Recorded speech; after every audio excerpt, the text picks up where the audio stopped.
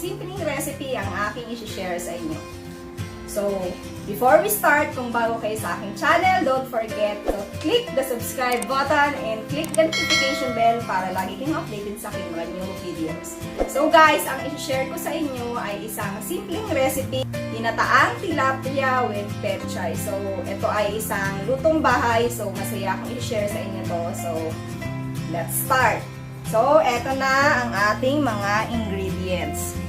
Sibuyas, bawang, luya, sili, rock salt, ang ating 1 kilo tilapia, petchay, kakang gata, cooking oil, salt, at ang ating paminta.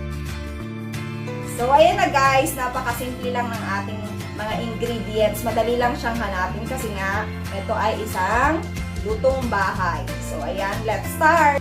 So, ayan guys, ang una nating gagawin ay aasinan natin yung nilinis kong tilapia. So, kung makikita nyo, hiniwa-hiwaan ko siyang ganyan. So, para lutong-luto siya pati sa loob. Rock salt ang gagamitin natin sa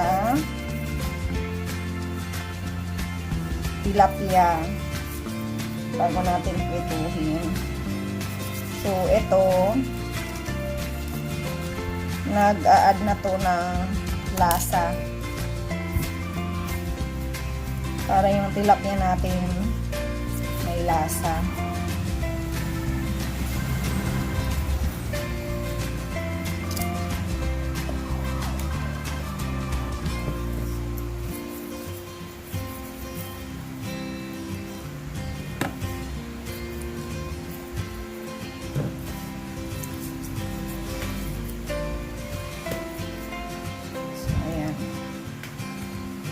So, ready na yung i-fry.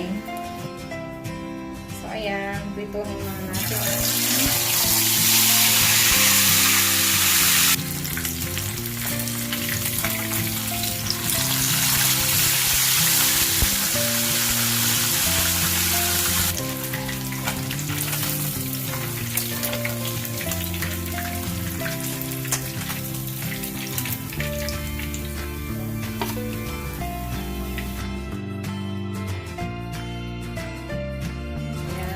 Isa muna tayo.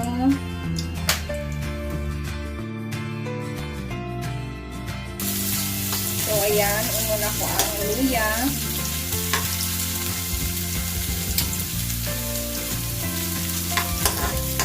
So, medyo naka-brown ko muna siya.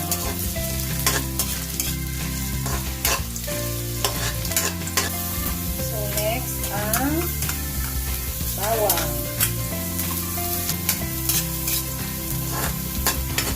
So, ang iba hindi naglalagay ng bawang. Pero ako kasi pag naggagata ako, gusto ko lagi silang tatlo. Sibuyas, bawang, luya. Ayan, at natin ang sibuyas.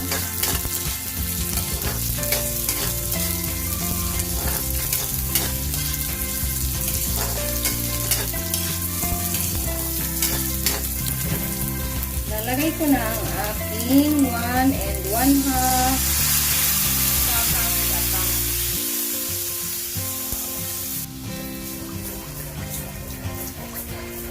So, hahalo lang natin siya guys hanggang siya ay kumulo. Huwag niyong iiwanan kasi pag siya hinalo, mabubuo-buo siya. So, ganyan lang, halo-halo. So, maglalagay ako ng paminta.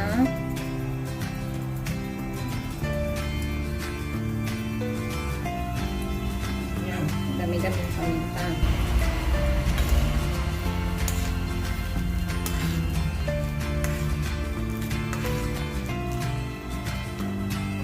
Lagyan natin ng sili. So,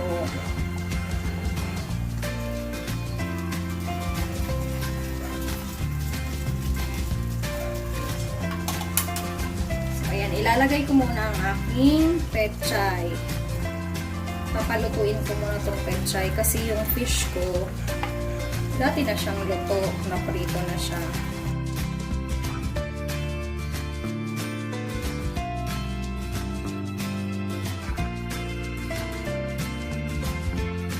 So, ilalast ko yung tilapia kasi luto na din naman yung tilapia. Ayaw ko siyang mababad sa gata. Baka madurog siya. So, palutuin muna natin itong petchay.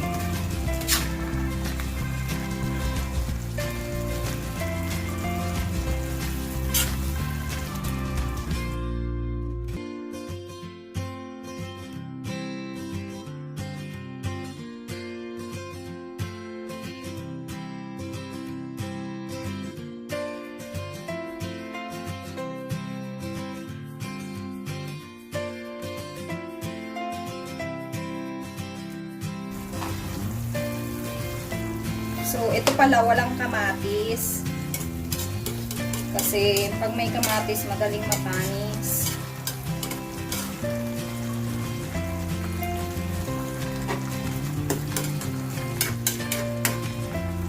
So, hindi pa ako nag-a-add ng asin or iodize salt. Kasi, yung tilapia ko, meron na siyang asin kanina. So, baka umalat. So, magti-taste ako pag nilagay ko na yung tilapia.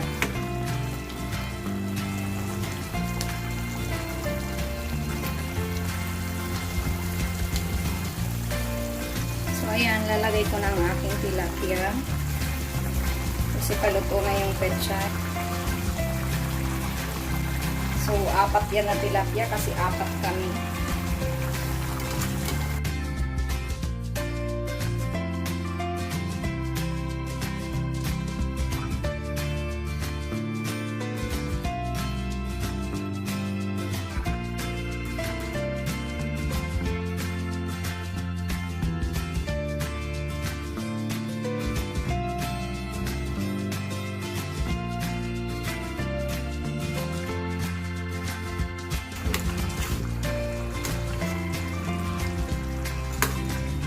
Lagyan natin ng mga gata-gata para pumasok sa na-absorb ng tilapia. Ayan yung mga sibuyas. Oh, yan yung gusto ko sa ginataan. Daming sibuyas kasi malasa. Malasa na muna ito. Matabang lang.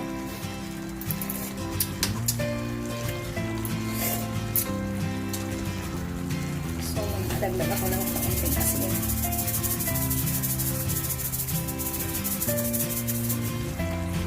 So, ayan, luto na ang ating ginataang tilapia with petchay.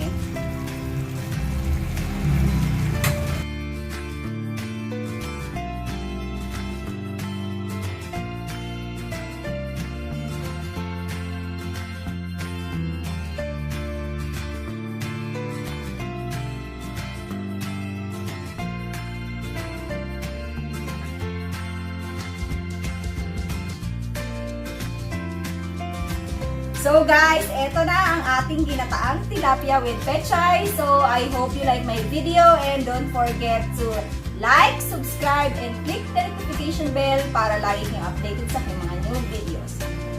Subscribe Strawberry-Gery and see you in my next video. Thank you for watching. See ya!